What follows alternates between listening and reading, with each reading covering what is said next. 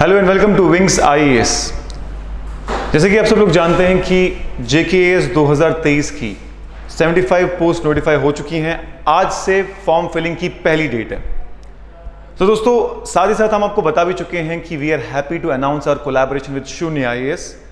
Finally हमने कोशिश की है कि जम्मू कश्मीर में दिल्ली का सबसे फेमस ब्रांड आके एक प्रोफेशनल इकोसिस्टम क्रिएट करे सिविल सर्विसेज प्रिपरेशन के लिए। And we are starting our batches from 1st of May 2023। First week of May में हमारे बैचेस शुरू हो जाएंगे, जिसमें हम 2.5 मंथ में जेकेएएस प्रीलिम्स का क्रैश कोर्स खत्म करेंगे।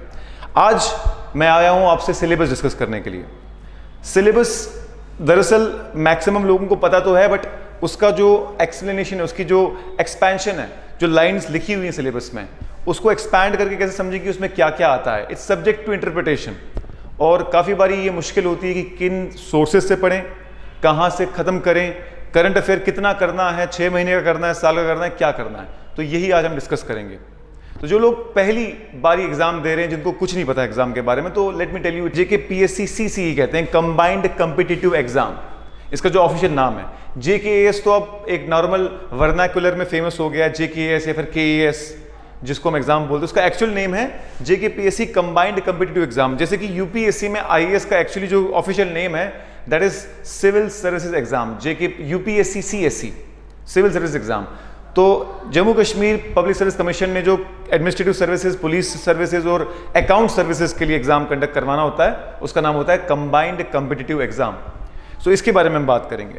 पहली बात तो यूपीएससी और जेकेपीएससी सीसीई के सिलेबस में कोई डिफरेंस नहीं है, सिवाय इतना कि जम्मू कश्मीर स्पेसिफिक कुछ पूछा जा सकता है, वो एक लाइन ऐड की हुई है, number 1। Number 2, pattern of examination same है, स्कीम ऑफ एग्जामिनेशन सेम है। यहां तक कि जेकेपीएससी कोशिश भी कर रही है कि यहां से यूपीएससी प्रीलिम्स हो तो within 1 month 15 days KAS prelims भी हो जाए, यहां से यूपीएससी मेंस हो within 1 month KAS mains भी हो जाए। So they are syncing the exams and trying to ensure कि जो लोग यूपीएससी की तैयारी कर रहे हैं वो बड़ी आसानी से केएएस की तैयारी भी कर पाएं। और क्योंकि पहले पैटर्न डिफरेंट होता था, 2 ऑप्शन होते थे, पहले पॉसिबल नहीं था। 2018 के बाद ये पॉसिबल हो पाया क्योंकि पैटर्न बिल्कुल सेम कर दिया गया। So all of those who are preparing for UPSC, आप समझिए कि KAS is exact copy paste of UPSC syllabus. Number 1 तो ये है। अब मैं बात करूं अगर कितने पेपर्स होते हैं प्रीलिम्स में, तो प्रीलिम्स में 2 पेपर होते हैं, पेपर 1 एंड पेपर 2। पेपर 1 ये 2 आवर्स का पेपर होता है और इसमें 100 क्वेश्चंस होते हैं और 200 मार्क्स का होता है, यानी एवरी क्वेश्चन होल्ड्स 2 मार्क्स। और पेपर 2 जिसको सीसैट भी कहते हैं वर्नाकुलर में, civil services aptitude test, civil services aptitude test, इसमें भी 100 क्वेश्चंस होते हैं। हालांकि यूपीएससी में डिफरेंस ये है कि यूपीएससी में सीसैट में 80 ही क्वेश्चंस होते हैं। केएएस में 2018 में तो 80 क्वेश्चंस आए, पर 2021 में भी और 2022 में भी 100 क्वेश्चंस पूछे गए सीसैट में, यानी ये भी 2 मार्क्स के होते हैं और टोटल मार्क्स कितने हो जाते हैं, 200 मार्क्स। और अगर मैं बात करूं इसमें कट ऑफ कैसे डिसाइड होता है, तो कट ऑफ इससे डिसाइड होता है, पेपर 1 से। पेपर 1 से कट ऑफ डिसाइड होता है, ना कि पेपर 2 से। हालांकि उसमें रोल तो है पेपर 2 का भी, इन द सेंस कि अगर पेपर 2 आपने क्वालिफाई नहीं किया तो आपका कितने भी अच्छे मार्क्स हो जीएस में तो आप क्वालिफाई नहीं करेंगे। और कभी कभार अगर हायर जीएस में हायर मार्क्स लेने वालों के मार्क्स सीसैट पास नहीं होता तो कट ऑफ नीचे भी चला जाता है, जो कि 2022 में हुआ। इस बारे में डिस्कस करेंगे अभी। तो सीसैट क्वालिफाइंग है, this is qualifying. You only have to have 33% marks in it. समझ गए? यानी 66.66 मार्क्स अगर आप लेंगे, या फिर 67 मार्क्स बोल दीजिए, सो यू आर क्वालिफाइड। उसके बाद आपका ये जीएस पेपर चेक होगा और सिर्फ इसके मार्क्स काउंट होंगे। इसमें आप 200 में से 200 क्यों ना ले लें, मतलब नहीं है, बस पास करना है इसको। तो ये तो आगे प्रीलिम्स की बात। अब हम इसका थोड़ा एनालिसिस करते हैं, इसके सिलेबस का। पहले एक नजर मार लेते हैं कि सिलेबस में लिखा क्या हुआ है। तो दोस्तों ये अगर आपको दिख रहा है क्लियरली, तो सबसे पहले प्रीलिम्स का जो सबसे पहला पॉइंट है वो है current events of national and international importance. Current events of national and international importance. अब इसमें कितना करंट अफेयर पढ़ना है? पहली बात तो नेशनल एंड इंटरनेशनल इंपॉर्टेंट, यानी करंट अफेयर सिर्फ इंडिया का नहीं बल्कि ऑल ओवर वर्ल्ड में जो भी चल रहा है। रशिया यूक्रेन वॉर चल रही है, रिसेशन होने वाला है, ग्लोबल इकोनॉमिक वोलेटिलिटी है, कोई इंटरनेशनल वर्ल्ड इकोनॉमिक फोरम की कोई रिपोर्ट निकल आई, यूएन की कोई मीटिंग हो गई, G7 का कुछ एक नया इनिशिएटिव आ गया, international panel on climate change की कोई नई रिपोर्ट आ गई, जो कुछ भी इंटरनेशनली हो रहा है वो सब इंपॉर्टेंट हो जाता है। तो यानी करंट अफेयर सिर्फ इंडिया तक लिमिटेड नहीं है, वो ऑल ओवर वर्ल्ड का है, नेशनल एंड इंटरनेशनल इंपॉर्टेंस। तो सबसे पहले तो कम से कम एटलीस्ट आपको एक साल का तो करंट अफेयर पढ़ना ही है, एग्जाम से एक साल पहले का, यानी जून 2022 से लेकर जून 2023। अब आप बोलेंगे सर एग्जाम तो जुलाई में है, 22 जुलाई को, और जून का करंट अफेयर नहीं आएगा क्योंकि जुलाई में अगर पेपर है तो जून तक तो पेपर बन चुके होंगे, तो जून के महीने का तो आएगा नहीं। हमें भी ये लगता था, पर 2022 में उन्होंने 2021 में अक्टूबर में पेपर था 26 अक्टूबर को, और 1 अक्टूबर का करंट अफेयर डाला हुआ था। उस सेंस में ऐसा लगता है कि बहुत ज़्यादा क्लोज करंट अफेयर आता है, इसलिए हमें जून 2022 से लेकर जून 2023 तक का करंट अफेयर करना पड़ेगा। अब कहाँ से करें, कैसे करें? बहुत से तरीके हैं। मतलब आप नेशनल लेवल मैगजीन ले लें, किसी भी चाहे कोई पब्लिशर की ले लें, चाहे किसी इंस्टीट्यूट की ले लें, आपकी चॉइस है, सब अच्छी होती हैं। हमारे यहाँ आपको मिलेगा शून्य IAS और विंग्स IAS के साथ जो हम लोगों ने मिलकर कंटेंट क्रिएट किया है साल का, उसकी मैगजीन मिलेगी जिसको हम कहते हैं समाधान। और ये करंट अफेयर मैगजीन में आपको पूरे ईयर का करंट अफेयर बहुत ही आसान भाषा में और बहुत लिमिटेड यानी ब्रीफ है, पूरी दुनिया की धनासर नहीं है। शून्य IAS दिल्ली में माना ही जाता है करंट अफेयर के लिए बहुत ज़्यादा और अपने स्टडी मटेरियल के लिए। बाकी चीज़ तो है ही अच्छी, बट स्टडी मटेरियल में मास्टर्स हैं। So we have tried to cater this particular study material इस सेंस में कि कम से कम वक्त में पूरा का पूरा कवर हो जाए। तो ये स्टडी मटेरियल भी अवेलेबल है, आपको कोई और पसंद आता तो वहां से भी कवर कर सकते हैं, बट एक साल करना जरूरी है। ऑब्वियसली करंट अफेयर में आपको डिफरेंट डायमेंशंस देखने पड़ेंगे। करंट अफेयर किस किस डायमेंशन का आपको करना है? करंट अफेयर आपको पॉलिटी का भी करना है, कोई सुप्रीम कोर्ट की जजमेंट्स हैं वो इंपॉर्टेंट हो जाती हैं, कोई नया लॉ पास हुआ किसी स्टेट में या पार्लियामेंट में वो इंपॉर्टेंट हो जाता है, कोई नया अमेंडमेंट हुआ कॉन्स्टिट्यूशन में वो इंपॉर्टेंट हो जाता है। ये पॉलिटी का करंट अफेयर होगा। फॉर एग्जांपल अभी भी राहुल गांधी जी को डिस्क्वालीफाई किया गया है पार्लियामेंट से, तो एक रूल है, एक सुप्रीम कोर्ट की जजमेंट है जिसका नाम है Lily Thomas versus union of India. वो Lily Thomas case current affair में हो गया क्योंकि उसी सुप्रीम कोर्ट की जजमेंट की वजह से ही वॉज इमीडिएटली डिस्क्वालीफाइड। और रिप्रेजेंटेशन ऑफ पीपल एक्ट के कौन से सेक्शन के अकॉर्डिंग वो डिस्क्वालीफाई हुए? मिनिमम ये होता है RPA के तहत अगर कोई भी इंसान को इतनी सजा के लिए कन्विक्ट किया गया, मिनिमम 2 इयर्स की सजा उनको हो गई, तो वो अगले 6 साल के लिए डिस्क्वालीफाई हो जाते हैं कोई भी इलेक्शन लड़ने से या फिर मेंबरशिप होल्ड करने से। तो मैं जस्ट एग्जांपल दे रहा हूं आपको। उसके बाद आ गया इकोनॉमी का करंट अफेयर। इकोनॉमी के करंट अफेयर में 2 इंपॉर्टेंट डॉक्यूमेंट होते हैं, बजट और इकोनॉमिक सर्वे। बजट हर साल first working day of February को प्रेजेंट किया जाता है और उससे एक दिन पहले एक और डॉक्यूमेंट प्रेजेंट किया जाता है, इसका नाम है इकोनॉमिक सर्वे। ये दोनों करंट अफेयर के पॉइंट ऑफ व्यू से बहुत इंपॉर्टेंट होते हैं इकोनॉमी के लिए। और इसके साथ साथ जो भी सरकारी स्कीमें आती हैं, गवर्नमेंट स्कीम्स, प्रधानमंत्री जन धन योजना, और इसके साथ साथ में फॉर एग्जांपल हर घर नल से जल, सिमिलरली PM किसान सम्मान निधि, ये सब चीजें जो स्कीम्स हैं वो भी इकोनॉमिक पर्सपेक्टिव से इंपॉर्टेंट हो जाती हैं। फिर ज्योग्राफी का करंट अफेयर आ गया। ज्योग्राफी के करंट अफेयर में ऑब्वियसली जो भी नेचुरल डिजास्टर्स हो रहे हैं, साइक्लोन आ रहा है, अर्थक्वेक आ रहा है, वोल्केनो इरप्ट हो रहा है, या फिर सुनामी आने का खतरा है, या फिर कोरल ब्लीचिंग के बारे में बात चल रही है, मरीन इकोसिस्टम की बात चल रही है, या फिर एक पर्टिकुलर टाइप के फॉर एग्जांपल अक्सर साउथ इंडिया में रेड सैंडर्स की स्मगलिंग बड़ी फेमस है, वो किस स्पीशीज से बिलोंग करता है, किस किस्म के फॉरेस्ट में आता है, ये सब चीज़ें इंपॉर्टेंट हो जाती हैं। और सिमिलरली जो आपके एक्सट्रीम वेदर इवेंट्स हो रहे हैं वो क्यों हो रहे हैं, क्या रीज़न है, क्लाइमेट चेंज का क्या रोल है, ये सब चीज़ें से करंट अफेयर हो जाता है in addition to whatever you studying. उसके अलावा जो एरियाज न्यूज़ में रहे होते हैं, फॉर एग्जाम्पल यूक्रेन न्यूज़ में रहा तो यूक्रेन के आसपास की वाटर बॉडीज, यूक्रेन के आसपास की स्टेट्स उनका नॉर्थ टू साउथ ऑर्डर, उनका क्लॉकवाइज ऑर्डर। सिमिलरली जो आपका यूक्रेन की कैपिटल है या फिर यूक्रेन के इंपॉर्टेंट सिटीज हैं, इंपॉर्टेंट रिवर्स हैं, वो इंपॉर्टेंट हो जाती हैं। तो जो जो भी एरियाज न्यूज में रहे हैं वो world geography point of view से इंपॉर्टेंट हो जाते हैं। तो ये ज्योग्राफी करंट अफेयर हो जाएगा। उसके बाद दोस्तों आ गया आर्ट एंड कल्चर का करंट अफेयर्स। अब आप बोलेंगे सर आर्ट एंड कल्चर तो हिस्ट्री का पार्ट है, इसका करंट अफेयर क्या होगा? Art and culture current affair ये हुआ कि जो चीजें न्यूज में आई, फॉर एग्जाम्पल यूनेस्को ने एक हड़प्पन सिविलाइजेशन की एक साइट को वर्ल्ड हेरिटेज साइट का टैग दिया, तो वो साइट इंपॉर्टेंट हो जाती है। सिमिलरली बिहू डांस का एक वर्ल्ड रिकॉर्ड कायम किया गया अभी अभी आसाम में, तो उसमें तकरीबन शायद 11,000 डांसर्स ने वो रिकॉर्ड कायम किया है। वो बिहू डांस एक डांस है आसाम का कल्चर का, तो वो बिहू डांस क्या है, वहाँ के क्लासिकल डांसेस क्या हैं। सिमिलरली जो 26 जनवरी के दिन अलग अलग स्टेट्स ने अपने कल्चर को प्रेजेंट किया, उस किस पर्टिकुलर एस्पेक्ट को प्रेजेंट किया, क्या लैंग्वेज को प्रेजेंट किया, क्या ट्राइब्स को प्रेजेंट किया, उसके रिगार्डिंग सवाल आ सकता है। या फिर प्राइम मिनिस्टर ने किसी पर्टिकुलर ट्राइब, किसी पर्टिकुलर एरिया, किसी पर्टिकुलर कल्चरल एस्पेक्ट को मेंशन किया मन की बात में, वो इंपॉर्टेंट हो जाता है। तो आर्ट एंड कल्चर का इस तरीके से करंट अफेयर लिंक होता है।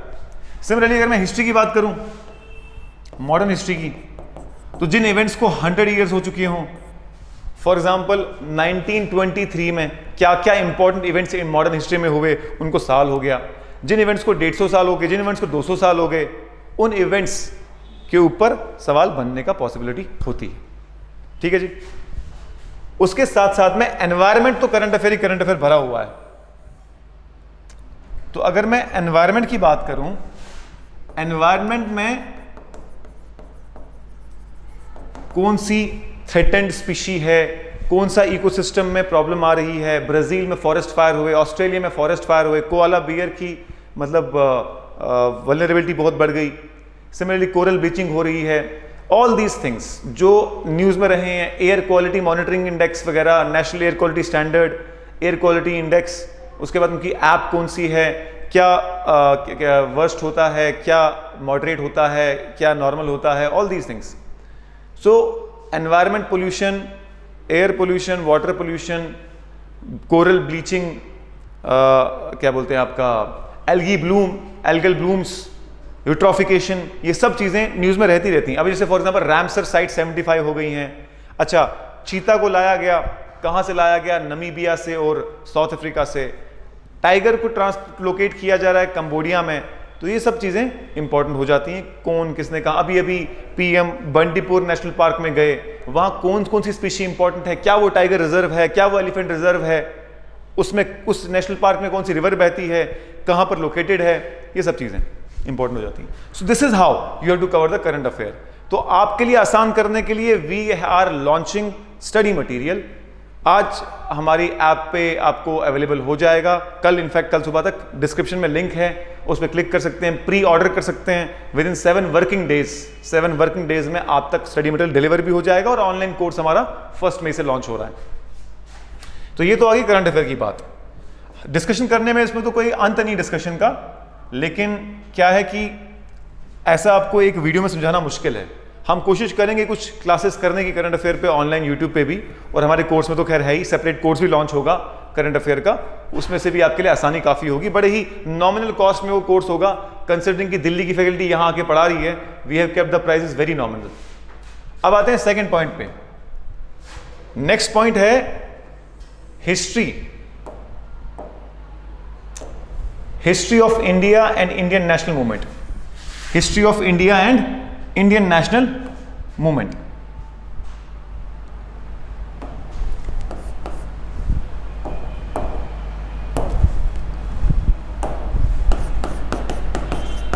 History of India and Indian national movement. Indian national movement तो ऑब्वियसली ये शुरू हो जाएगा बैक व्हेन मतलब एंशिएंट हिस्ट्री से, जब आप इंडस वैली सिविलाइजेशन की बात करेंगे, और ये चलेगा आगे तक पूरा मॉडर्न हिस्ट्री 1947 तक। इस सब में सबने पढ़ा भी होता है, बहुत सी बुक्स फेमस भी है, एनसीईआरटी से भी पढ़ सकते हो, स्पेक्ट्रम भी बहुत फेमस बुक है, वहां से भी पढ़ सकते हो। अगेन हमारा प्रीलिम्स के शॉर्ट नोट्स तैयार किए हैं हमने, जो बहुत ही कम नोट्स में आपका सारा सिलेबस कवर करेंगे और साथ में उस इंफॉर्मेशन को इस तरीके से प्रेजेंट किया है कि टेबल फॉर्म में है, फ्लोचार्ट डायग्राम में है, उसको आप आसानी से याद कर सकते हैं। तो एनी वे यू कैन, इसमें कोई खास इशू है नहीं। हिस्ट्री ऑफ नेशनल मूवमेंट में सबने पढ़ भी रखा होता है और इतना कोई ज्यादा मुश्किल भी नहीं, बस एंशियंट एंड मेडिवल को याद रखना मुश्किल होता है, वो एक है। लेकिन मैं आपको कहूंगा कि एंशियंट एंड मेडिवल को फिलहाल स्टार्टिंग में मत पढ़ो, मॉडर्न को पढ़ लो। जो कॉस्ट बेनिफिट रेशियो है, कॉस्ट बेनिफिट रेशियो का मतलब है कि आप कितना एफर्ट लगाएं और रिटर्न्स कितने मिले आपको। अगर आप 15 घंटे एंशियंट मेडिवल पे लगाते हैं तो कितना पॉसिबिलिटी है कि आप अच्छे क्वेश्चन, मतलब आप क्वेश्चन सॉल्व कर पाएंगे। सिमिलरली अगर आप 15 घंटे एनवायरनमेंट में लगाते तो वहां ज्यादा प्रोबेबिलिटी है, वहां ज्यादा रिटर्न्स मिलेंगे आपको। तो एंशियंट मेडिवल को इमीडिएटली मत शुरू करो, स्टार्टिंग में एनवायरनमेंट, ज्योग्राफी जैसी कोई चीज उठाओ, या फिर पॉलिटी इकोनॉमी जैसी कोई चीज उठाओ, या फिर पॉलिटी हिस्ट्री जैसी कोई चीज उठाओ, मॉडर्न हिस्ट्री। एंशियंट मेडिवल को स्टार्ट मत करो, कभी कभार बोरिंग भी लगता है, डिफिकल्ट भी है, थोड़ा बहुत याद रखना है इसको। तो मॉडर्न से शुरू करो, शुरुआत हमेशा आसान सब्जेक्ट से। फिर हम आगे बढ़ते हैं सिलेबस में। नेक्स्ट है Indian and world geography, physical, social, economic geography of India and the world. So again जहां तक बात की जाए ज्योग्राफी की हमारे प्रीलिम शॉर्ट नोट्स में वर्ल्ड ज्योग्राफी के लिए अलग है, इंडियन ज्योग्राफी के लिए अलग है, फिजिकल ज्योग्राफी के लिए अलग है, और बिल्कुल कलर्ड फॉर्मेट में वर्ल्ड ज्योग्राफी का स्पेशली हमने रखा हुआ है ताकि मैप्स आइडेंटिफाई करने में आसानी हो। तो जैसे कि मैंने आपको बताया कि एक तो एनसीईआरटी से सोर्सेस का, बट क्योंकि टाइम कम है तो मैं कहता हूं कि एनसीईआरटी की जिस्ट ही अगर मिल जाए तो वो भी सही है। तो हमारे नोट्स में भी जिस्ट मौजूद है।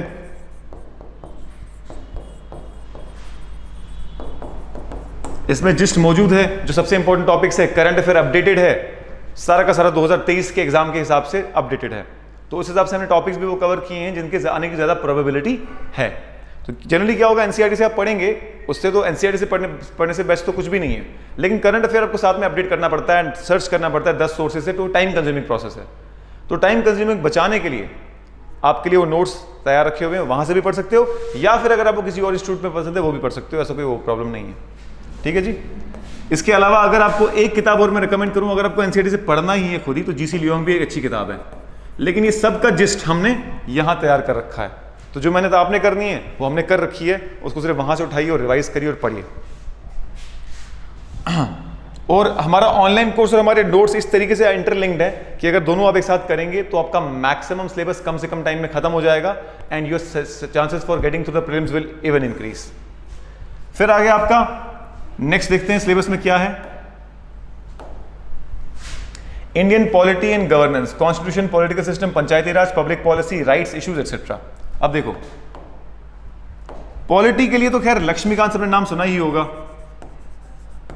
लक्ष्मीकांत अगर आपके पास है, आपने पढ़ी, तो ये सबसे बेस्ट सोर्स है।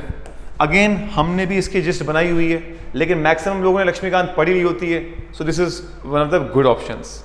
हमने भी, हमारा ये फायदा है पॉलिटी हमारी बुक्स का कि हमने अगेन करंट अफेयर को अपडेट कर रखा है, जो लेटेस्ट सुप्रीम कोर्ट की जजमेंट है, लेटेस्ट लॉज हैं, पार्लियामेंट्री लॉज, या फिर कोई रूल्स जो न्यूज़ में रहे हैं, फॉर एग्जांपल आरपी एक्ट के सेक्शन न्यूज़ में रहे हैं, वो सब कवर्ड है उसमें।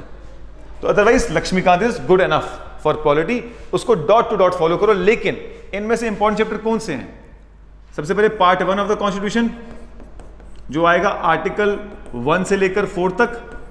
Then there is part 3 of the constitution जो कि है fundamental rights. Then there is part 4 of the constitution, that is DPSP, Directive Principle of State Policy. Then there is part 4A of the Constitution जो कि है fundamental duty. उसके बाद आ गया पार्लियामेंट, उसके बाद आ गया प्रेसिडेंट एंड गवर्नर, उसके बाद आ गया central council of ministers and state council of ministers. Then there is supreme court and high court, and lastly Panchayati Raj institution and municipality schedule 11th and 12th। ये इंपॉर्टेंट है सारा। इसमें ज्यादा से सवाल इसमें आते हैं, इसके अलावा भी आ सकते हैं। हाँ, एक चीज और छोड़ दी मैंने, amendment of the constitution, amendment. और क्योंकि इमरजेंसी रूल वगैरह बहुत लगा है, एटलीस्ट गवर्नर रूल बहुत लगा है, तो आप इमरजेंसी प्रोविजंस भी पढ़ लेंगे, national emergency, state emergency, financial emergency, सब कुछ पढ़ सकते हैं। This is the main crux. इसके अलावा बहुत कुछ बच गया, लेकिन यहां से अगर आप पढ़ लेंगे तो काफी सारे सवाल यहीं से बनते हैं, मैक्सिमम सवाल यहीं से बनते हैं। और लक्ष्मीकांत इसके लिए बड़ा अच्छा सोर्स है, हमारी सोर्स भी अवेलेबल है, दोनों में से जो भी आपको अच्छा लगे देख सकते हैं। हमारे जम्मू सेंटर पे आके आप स्टडी मटेरियल को नजर मार सकते हैं, कंपेयर कर सकते हैं कि आपके हिसाब से आपको सूट क्या कर रहा है। गांधीनगर 48 C/C में अवेलेबल है। हाँ जी, next, economic and social development, sustainable development, poverty and inclusion. तो इकोनॉमी एक ऐसा सब्जेक्ट है जिसके कोई एक सोर्स में रिकमेंड करूं तो अनकंप्लीट होगा। डिफरेंट लोगों ने एनसीईआरटी से पढ़ा, लेकिन एनसीईआरटी सफाइस नहीं करती। मैक्सिमम सब्जेक्ट के लिए एनसीईआरटी काफी होती है, बट इकोनॉमी के लिए नहीं होती। तो इकोनॉमी में you have to have basic understanding, कोई एक सोर्स है नहीं। So again I will recommend you our notes और एनी अदर इंस्टीट्यूट नोट्स आपको पढ़ने हैं, अगर वहां से भी ठीक ही होगा। तो इकोनॉमी में आपको मेजर चीजें फोकस रखना है। एक तो आपका बेसिक्स आ गया, law of demand, law of supply, इसमें सवाल बना था यूपीएससी 2021 में। Then there is utility curve. उसके बाद आ गया आपका मॉनेटरी एंड फिस्कल पॉलिसी। हम टॉपिक वाइज अलग अलग सिलेबस डिस्कस करेंगे, फिलहाल मैं ओवरव्यू दे रहा हूं आपको सब्जेक्ट का। फिर आ गया आपका national income calculation and growth. फिर आ गया आपका पॉवर्टी एंड अनएम्प्लॉयमेंट। फिर आ गया आपका प्लानिंग। फिर आ गया आपका इकोनॉमिक सर्वे एंड बजट। ये दोनों बहुत इंपॉर्टेंट है, और स्कीम्स, ये मेजर है। इसके अलावा छोटी मोटी चीजें रह जाती हैं, बट मैं इकोनॉमी की स्ट्रैटेजी बताऊंगा, वहां डिस्कस करेंगे हम। ठीक है, सोर्सेज क्या हैं? कोई भी नेशनल इंस्टीट्यूट के नोट्स या फिर शून्य IAS के नोट्स आप रख सकते हैं, कोई भी अच्छे नेशनल इंस्टीट्यूट नोट्स। हमारे नोट्स हमने अगेन करंट अफेयर अपडेटेड करके रखे हुए। General issues on environment, ecology, biodiversity, climate change that do not require subject specialisation and general science. अब एनवायरमेंट एंड इकोलॉजी में आपको बेसिक कंसेप्ट पढ़ने हैं, जैसे कि food chain, food web. Yashodhara ma'am अलग से इस पर एक वीडियो बनाएंगी। जैसे कि आपको पढ़ने हैं protected areas, ministry of environment and forest and climate change के जितने भी इनिशिएटिव्स हैं, जो भी उसका इंस्टीट्यूशनल स्ट्रक्चर है, जितने भी डिपार्टमेंट उसके अंडर आते हैं, जितनी भी स्कीम्स उसके अंडर आती हैं, चाहे वो कैंपा हो, चाहे वो जेनेटिक इंजीनियरिंग अप्रेजल कमेटी हो, चाहे वो नेशनल एयर क्वालिटी स्टैंडर्ड्स हो, चाहे वो वाटर पोल्यूशन स्टैंडर्ड हो, तो ये आपको यशोधरा मैम डिटेल में बताएंगी अलग से वीडियो में, बट ओवरव्यू में आपको दे रहा हूं। अगेन स्टडी मटेरियल क्या है? एक तो 12th क्लास की जो बायोलॉजी है एनसीईआरटी, उसके लास्ट के 3 चैप्टर्स हैं, उसमें काफी अच्छा बेसिक अंडरस्टैंडिंग है। और अगर आपको थोड़ा और भी डिटेल में पढ़ना है तो इग्नो के 32 मॉड्यूल्स आते हैं, वो भी बहुत अच्छे, बहुत सिंपल लैंग्वेज में है। बट अगेन टाइम कम है, तो टाइम बचाओ, कोई नेशनल इंस्टीट्यूट के नोट्स उठाओ, वहां से खत्म करो, क्योंकि करंट अफेयर, स्टैटिक पोर्शन को सब कुछ मर्ज करना इज डिफिकल्ट। 2.5 महीने में, 2.5 महीने में आपको पीएचडी नहीं करना है, खुद से नहीं आपको वो एक अपना एक हिसाब से एक वो इतना बड़ा पहाड़ सर पे उठा लेना है। इमोशनल गेम नहीं, इट्स अ स्मार्ट वर्क। ये मत सोचो कि मैं खुद सब कुछ करूंगा, कर सकते हो, खुद भी कर सकते हो, बट टाइम कम है। कोचिंग इंस्टीट्यूट सिर्फ एक चीज करता है, वो आपका टाइम बचाता है, अदरवाइज तो आप सारा कुछ खुद से पढ़ सकते हो, स्पेशली यूट्यूब के दौर में जब सब कुछ अवेलेबल है। The only thing the coaching institute will help you out is in saving your time. समझ रहे हैं? अब अगर मैं बात करूं कि हाईएस्ट मार्क्स सबसे ज्यादा इंपॉर्टेंट कौन से सब्जेक्ट है, उसके बाद कम सब्जेक्ट कौन कौन से हैं, तो सबसे पहले मैं आपको बताऊं कि एनवायरमेंट एंड करंट अफेयर, इन दोनों के मिला के 15 to 30 सवाल आएंगे। 15 इससे तकरीबन। पिछली बार का पेपर आप चेक करेंगे तो 15-20 सवाल एनवायरमेंट से थे, 15 से 20 सवाल करंट अफेयर में थे। ठीक है, फिर आ गया आपका पॉलिटी। पॉलिटी में भी कम से कम आपके 10 to 15 क्वेश्चंस होंगे। फिर आ गया आपका हिस्ट्री। हिस्ट्री में भी आपके 10 to 15 क्वेश्चंस होंगे, यानी ancient, medieval, modern and architecture. फिर आ गया आपका ज्योग्राफी, अगेन 10 to 15 क्वेश्चंस। फिर आ गया आपका इकोनॉमी, 5 to 10 क्वेश्चंस। फिर आ गया आपका जनरल साइंस। जनरल साइंस में वही है, basic understanding of physics, basic understanding of chemistry, basic understanding of biology, जो 10वीं की साइंस है, तो इसमें भी आपके 5 to 10 क्वेश्चंस आएंगे। तो 30 एंड 60 एंड क्या कहते हैं आपका 10, 70। जो बाकी 30 क्वेश्चंस होंगे वो मिसलेनियस होते हैं, जो एक स्टेटमेंट में कुछ एक फैक्ट ज्योग्राफी का है, एक फैक्ट एनवायरनमेंट का है, तो किसी एक सब्जेक्ट में कैटेगराइज करना उनको मुश्किल होता है। सो पॉलिटी, एनवायरनमेंट, हिस्ट्री, मतलब 100 क्वेश्चन बन जाएंगे। इसमें आपका environment, current affair, polity and geography and history, maximum paper तो यहाँ से होगा।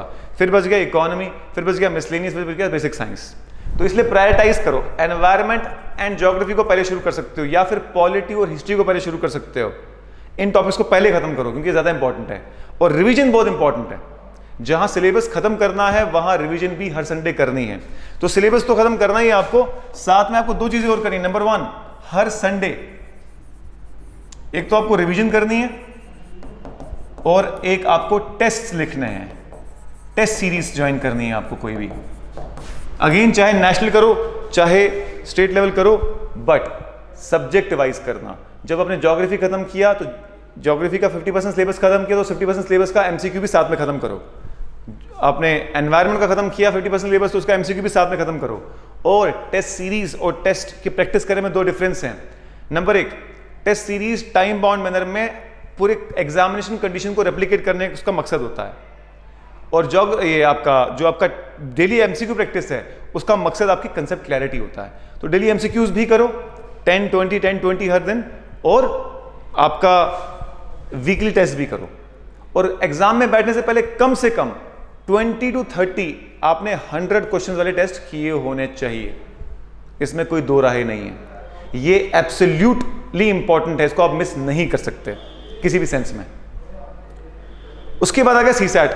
मैं चाहूंगा कि सीसैट की फैकल्टी आपको ज्यादा बेटर बता पाए, लेकिन इतना जरूर बोलूंगा मैं कि सीसैट में रीडिंग कॉम्प्रीहेंशन पे स्टार्ट करो इमीडिएटली। और रीडिंग कॉम्प्रीहेंशन की हम क्लासेस जरूर कराएंगे यूट्यूब पे, उसमें आप वहां से पढ़ सकते हैं। ऐसे भी बड़े सारे यूट्यूब चैनल पे ऑलरेडी अवेलेबल है, वहां से भी आप देख सकते हैं। We will also study it. तो दोस्तों, ये बेसिक अंडरस्टैंडिंग थी सिलेबस की। आने वाले टाइम में हम कोशिश करेंगे कि हमारे IAS चैनल पे जितना भी हो सके हम सिलेबस कवर करवाएं। उसके अलावा जो पेड कोर्स है वो तो चलेगा ही, बड़ी नॉमिनल चार्जेस में, लेकिन हमारे यूट्यूब से भी लोग जुड़ सकते हैं। जो लोग चाहते हैं कि हमसे यूट्यूब से ही पढ़ें डायरेक्टली फ्री ऑफ कॉस्ट भी, हम वहां भी कुछ ना कुछ लेक्चर्स अपलोड करते रहेंगे, कुछ ना कुछ सिलेबस खत्म करेंगे। टीम ए और टीम बी होगी। Team A you will find in course in paid course, and team B will be on YouTube. दोस्तों, इसके अलावा स्टडी मटेरियल जो लोग ऑनलाइन ज्वाइन करना चाहते हैं उनके घर में स्टडी मटेरियल पहुंच जाएगा, और हमारी ऐप का लिंक डिस्क्रिप्शन बॉक्स में दिया हुआ है, वहां आप क्लिक करेंगे। अगर कोर्स परचेज करेंगे तो वहां एड्रेस का ऑप्शन भी आएगा, एड्रेस डालिए, विद इन 7 वर्किंग डेज आपके घर में स्टडी मटेरियल पहुंच जाएगा। जिनको ऑनलाइन कोर्स नहीं भी ज्वाइन करना, सिर्फ स्टडी मटेरियल चाहिए, वो भी कर सकते हैं। वो उसके लिए भी डिस्क्रिप्शन बॉक्स में आपको लिंक दिख जाएगा। So we'll C you soon. 1 मई से हमारा कोर्स लॉन्च होगा, और तब तक के लिए यूट्यूब पे हम आपसे जुड़े रहेंगे आपके क्वेश्चंस वगैरह हैंडल करने के लिए। एंड रही एक लास्ट बात मैं आपको बताऊं कि जो हमारी एज रिलैक्सेशन का इशू है उसका हम पूरा सपोर्ट करते हैं। 2016 से लेकर 2023 तक सिर्फ 4 केस एग्जाम हुए हैं। 2016 वाला जो इसका रिजल्ट 18 में आया, फिर 2018 वाला जो 19 में एग्जाम हुआ और 20 में रिजल्ट आया, 2021 वाला जिसका रिजल्ट 2023 में आया, और 2022 वाला जिसका रिजल्ट अभी आया नहीं है। ये 4 हुए हैं 2016 से। तो एक इक्वालिटी अपॉर्चुनिटी नहीं मिल पाई, और उसके on top of that JKSB के एग्जाम लगातार डिले हो रहे हैं। तो youth of JNK did not get that equality of opportunity, so we completely support the age relaxation issue, and we will raise it at all the platforms. Thank you so much दोस्तों. We'll see you soon with new interesting facts and new videos. Thank you so much.